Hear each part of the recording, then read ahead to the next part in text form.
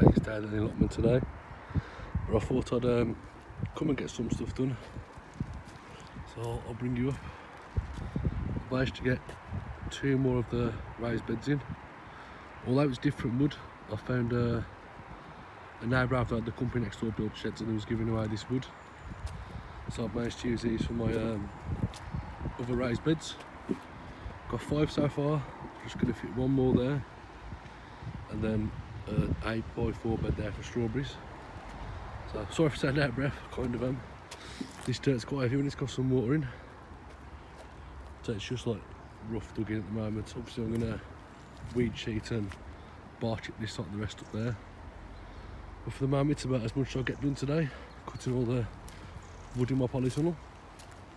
I'll give you a quick look in the polytunnel because we had some bad winds yesterday. I've decided to put a bit of bracing in the back of the polytunnel. And it's as simple as just 4 beams with some of this builder's strapping. Just holds it on there, and on the sides as well, because this sheet flexes in really bad when it gets quite windy. Nothing else is changing other than it's a bit of a building site at the minute.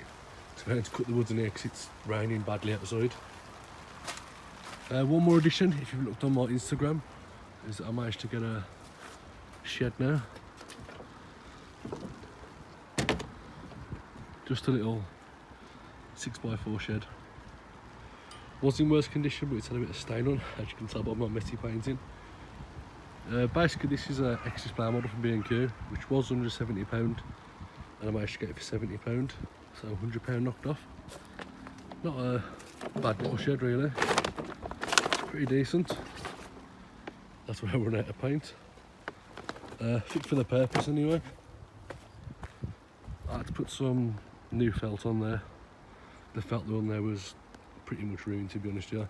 But I've got the felt underneath, so I've double layered that. Just give you a quick look inside the shed. Some tools on the door. Most of my tools pretty much are okay to stay there. My little kettle, which I have been using quite a bit. I built a little shelf at the back there to store my gas cases and just knickknacks. I have a light, a Poundland light. Can't see it much, but why the flashlight is on there I do not know, but it does help. The plan is to have a storage bench here with a seat on top, so I've got somewhere to sit down. Yeah, so I'll be adding more onto this, but I think that's it for today. Weather doesn't look like it's going to hold out. It's just going to rain for the rest of the day, I think. Well, I've managed to get a few more beds in today.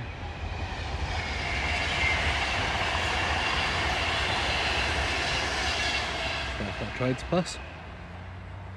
I managed to get all 6 of the beds in now, with some wood chip in between.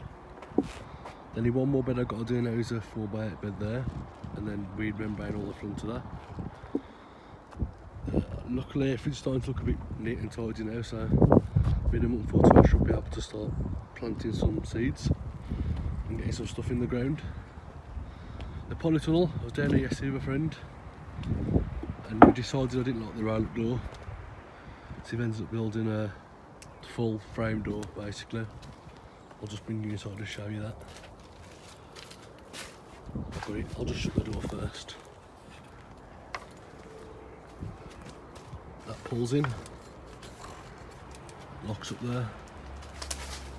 Got our 4 layers of this polytunnel, it's a building site.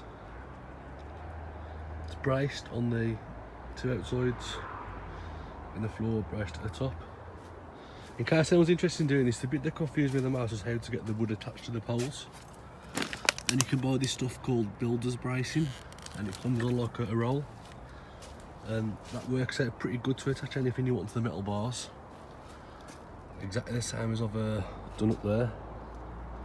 Yeah, my handiwork isn't the best, but it's good enough. Managed to get pretty flush around all the doors. Opens up nicely, and a lot better than having to unzip the doors. I'll show you that from the outside in a minute. Not much has changed on these. I've got a bit more compost to add on to these in a minute, just to bulk them up slightly. And at the back there, the same, even though I won't be using that door, we've still braced it from the inside and out. So we've got a beam that goes all the way up, all the way across. And when the wind hits, it's going to hit that, rather than having the whole door flexing, which was flexing in quite a lot. So just we'll have to see how that goes.